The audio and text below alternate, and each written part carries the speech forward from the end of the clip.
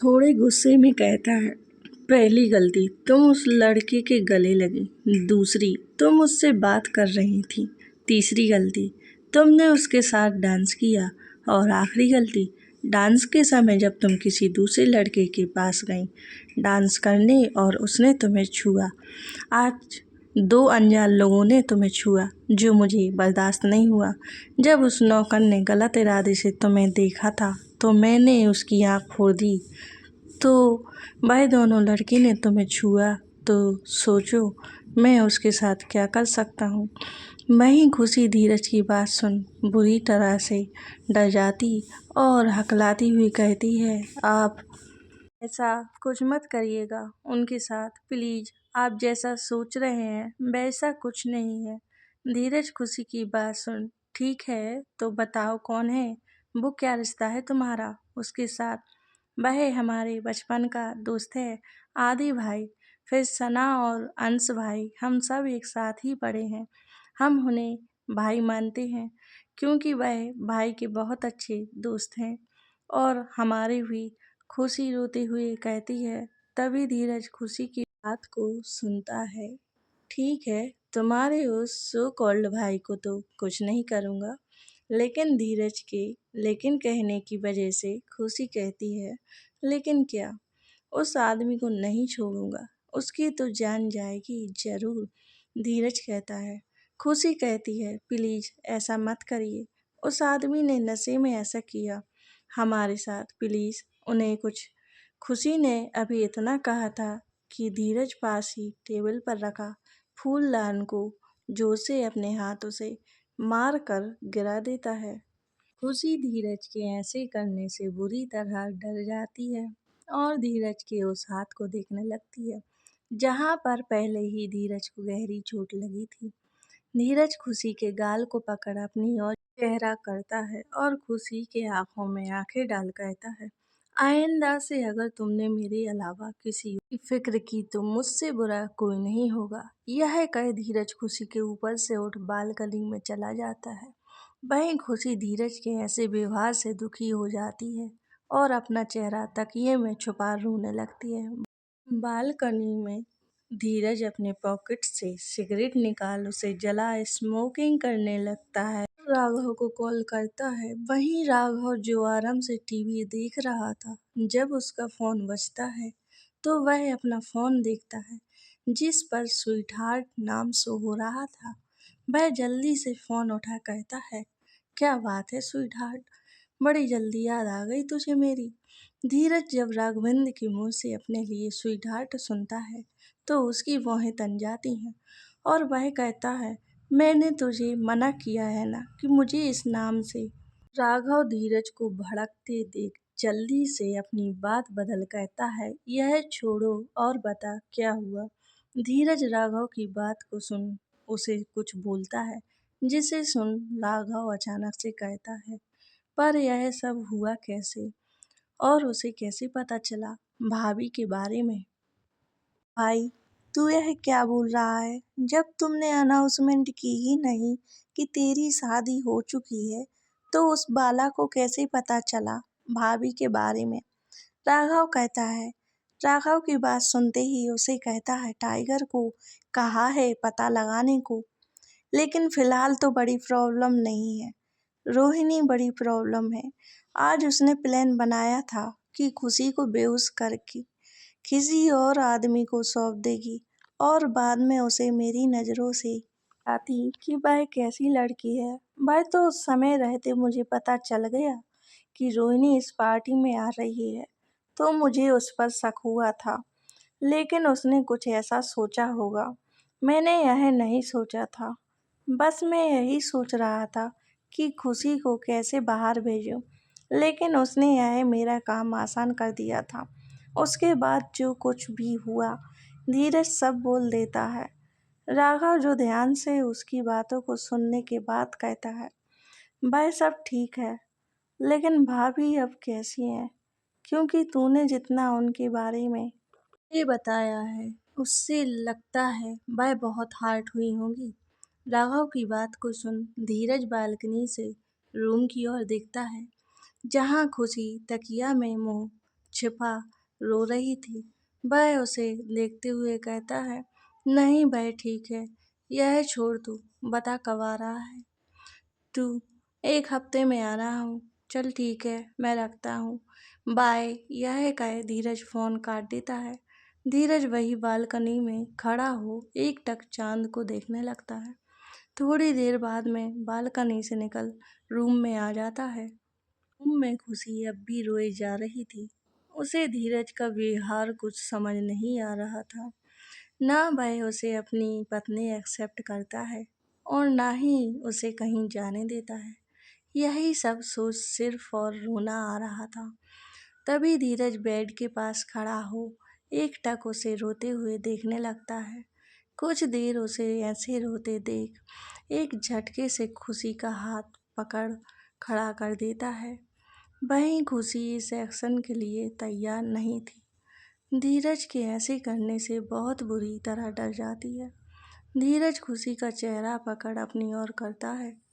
खुशी अपने आंसू भरी आंखों से धीरज को देख रही थी, तो धीरज खुशी की आंखों में देख कहता है, देखो यह रोना धोना बंद करो। अब तुम मुझे मनाना नहीं आता है तो समझो मेरी बात को। कैसे मनाया जाता है वह तो मैं नहीं जानता। प्लीज रोना बंद करो, समझी? धीरज थोड़ा इरिटेट हो कहता है। वहीं खुशी जो कुछ भी हुआ उन सब चीज़ों के बारे में सोच रही थी और अभी धीरज की बात को सुन उसे गुस्सा आ रहा था। अब डर है या गुस्सा खुशी ही जानती थी। उसने धीरज को गुस्से में खुद से दूर कर दिया। वहीं धीरज जो खुशी इतना कस के नहीं पकड़ा था, वह खुशी के ऐसे धक्का देने से 2 कदम पीछे हो जाता है और खुशी ऐसे करने से उसकी आंखें गुस्से से लाल हो जाती हैं और वह जैसे ही खुशी को पकड़ने के लिए आगे बढ़ता है, खुशी अपना हाथ दिखा रोक देती है। वहीं धीरज खुशी के रोकने से रुक जाता है और उसे घूर कर देखने लगता है। तभी खुशी बोलना स्टार्ट करती है, आप समझते क्या हो खुद को? बताइए हमें। हम नहीं आना चाहते थे, आप फिर भी आप हमें यहाँ लेकर क्यों आए? जब आपको लोगों से हमारा रिश्ता छुपाना था तो क्यों ले आए यहाँ? बताओ। आपको गुस्सा आता है इतना कि कोई हमें देखे, आपको बर्दाश्त नहीं, लोगों से दूर रहने को कहते हैं। क्यों? क्या आपने कभी सोचा कि आपको और रोहिणी को साथ में देखकर हमें कैसा लगता होगा? आपको गुस्सा आया तो आपने हमें बेहोश करवा दिया। क्यों? किसी और से हमारे कपड़े उतरवा दिए। आप खुद कुछ भी करोगे, लेकिन वह आपको गलत नहीं लगता। और जब आपने इतना सब कर ही दिया था, तो आप खुद क्यों आए यहाँ? जैसे किसी लड़की ने हमारे कपड़े उतारे थे, वैसे ही हमारे साथ सोने के लिए किसी और।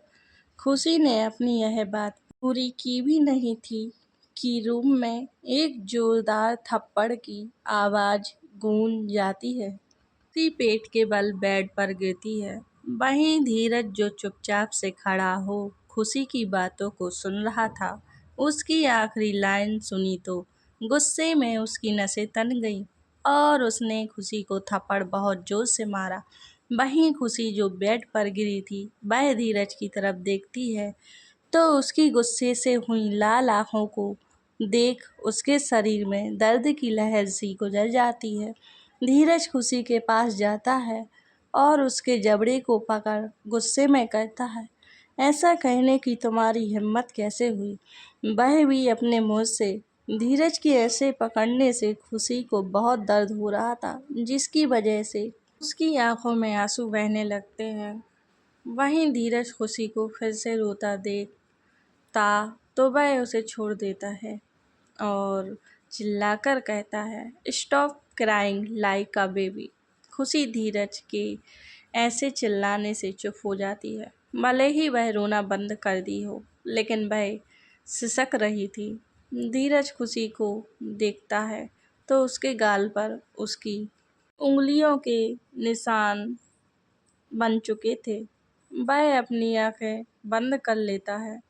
फिर थोड़ी देर बाद खुद को को नॉर्मल कर सामने ड्रॉ से ऑइंटमेंट निकाल खुशी के पास बैठ जाता है और जैसे ही खुशी के गाल को छूने के लिए हाथ बढ़ाता है कि खुशी डर से पीछे हट जाती है। वहीं खुशी धीरज को फिर से अपने करीब देखती है तो उसे लगता है वह फिर उसे मारेगा, इसलिए वह डर से पीछे हट जाती है। खुशी सिसकते हुए कहती है, आपने कहा था कि आप कभी हम पर हाथ नहीं उठाएंगे। वहीं खुशी की बात को धीरज समझकर कुछ पल उसे देख फिर एक झटके से उसे अपने करीब खींच लेता है और उसे किस करने लगता है। खुशी धीरज से छुड़ाने की कोशिश कर रही थी, लेकिन धीरज उसे नहीं छोड़ता। खुशी को गुस्सा आ रहा था उसकी यह हरकत से कि यह तो उसको मार दिया, ऊपर से अब किस कर रहा है। लेकिन कुछ देर बाद धीरज उससे दूर होकर कहता है, मैंने तुम पर कभी हाथ नहीं उठाया है, लेकिन तुमने बात आज ऐसी कर दी जिसकी मुझे उम्मीद नहीं थी। खुशी डरते हुए कहती है, लेकिन आपने भी ऐसा काम किया है जिसकी मुझे भी उम्मीद नहीं थी। धीरज कहता है, मैंने पहले भी कहा है कि वक्त आने पर तुम्हें सब कुछ बता दूंगा, सारे सवाल के भी जवाब दे दूंगा। यह कह वो कमरे से बाहर चला जाता है। वहीं रोहिणी सोचती है, अब तक तो धीरज और खुशी की दूरियां काफ़ी बढ़ गई होंगी। अब उसकी सो कॉल्ड वाइफ बस सोचती ही रह जाएगी कि आखिर उसके साथ हुआ क्या है और किसने करवाया है। वहीं खुशी यही सोच रही थी, आखिर धीरज चाहते क्या हैं मुझसे, क्यों कर रहे हैं वो ऐसा, मुझे बर्दाश्त नहीं होता है। तभी खुशी की दादी सास का फ़ोन आता है। खुशी फ़ोन देखती है तो वह पहले सोचती है, दादी माँ का फ़ोन क्यों आ रहा होगा। फिर खुशी फ़ोन उठाई और बोली, जी दादी। नीलिमा जी, हेलो बेटा जी, कैसी हैं आप। खुशी कहती है, मैं ठीक हूँ दादी। नीलिमा जी कहती है, फिर बेटा तूने धीरज से बात की उन रस्मों के बारे में जो होनी है। खुशी कहती है, नहीं दादी, अभी तो बात नहीं हो पाई है, जल्दी ही मैं उनसे बात कर लूँगी। नीलिमा जी कहती हैं, अच्छा बेटा, धीरज कहाँ है, उसको भी फ़ोन किया था लेकिन उसने मेरा फ़ोन उठाया नहीं। तो खुशी कहती है, जी दादी, वो बिजी होंगे किसी काम में, जैसे ही वो आते हैं मैं आपकी बात करवा दूंगी। नीलिमा जी कहती हैं, और बेटा सब कुछ ठीक है, भाई गुस्सैल इंसान तुझे ज़्यादा परेशान तो नहीं करता। खुशी कहती है, जी नहीं दादी, वह बहुत अच्छे हैं, मेरा बहुत ख्याल रखते हैं, आप बिल्कुल चिंता मत कीजिए। और ऐसा बोलते वक्त खुशी की आंखों में हल्के से आंसू आ जाते हैं। ठीक है बेटा जी, रखती हूँ, आप उनसे बात कर लीजिएगा और अपना ध्यान रखिएगा। ऐसा कहकर वो फ़ोन काट देती है, लेकिन वही मन ही मन सोचती है, पता नहीं धीरज मानेगा भी कि नहीं मानेगा। कुछ देर बाद खुशी बेड पर लेट जाती है। उसे भूख लग रही थी, लेकिन धीरज का कुछ अता पता नहीं था। कुछ देर बाद खुशी कहती है, क्या मैं उनको फ़ोन करके कह दूँ? उन्होंने भी तो कुछ नहीं खाया होगा। क्या उनको फ़ोन करूँ या ना करूँ?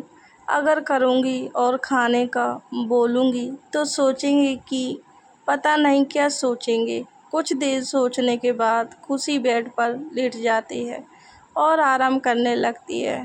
तभी उसकी फ्रेंड सना का फ़ोन आता है और वह कहती है, कैसी है तू खुशी?